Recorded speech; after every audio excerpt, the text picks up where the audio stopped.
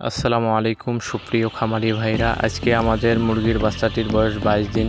কিছু মুরগি নাক দিয়ে পানি পড়তেছে, কিছু মুরগার মাথা ফুলে গেছে, কিছু মুরগি হাসি দিচ্ছে এবং কিছু মুরগি ঝিমাচ্ছে। এগুলো মূলত সিআরডি, সিসিআরডি, ইকোলাইয়ের কারণে হচ্ছে। তো আমরা কি মেডিসিন চালাচ্ছি দেখেন। এটা হচ্ছে সিপ্রোফ্লক্সাসিন, এসকেএফ কোম্পানির সিপ্রোফ্লক্সাসিন গ্রুপের।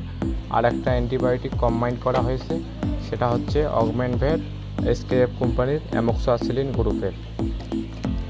অ্যান্টিভাইরাল হিসেবে জিলিয়ানভেট রয়েছে একমি কোম্পানির। এটা অ্যান্টিভাইরাল প্লাস ইমিউনিটি দুইটারে কাজ করে।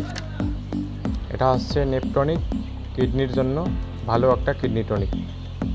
এটা হচ্ছে পালমোকেয়ার, সবাই কম বেশি চেনেন। এই মেডিসিনটা অত্যন্ত গুরুত্বপূর্ণ মেডিসিন। এটা মুরগির ভেতরে থাকা জমে থাকা কফ সর্দি তরল করে বাইর করে। আর একটা দেখতেছেন ইমুফাস্ট, নাভানা কোম্পানির।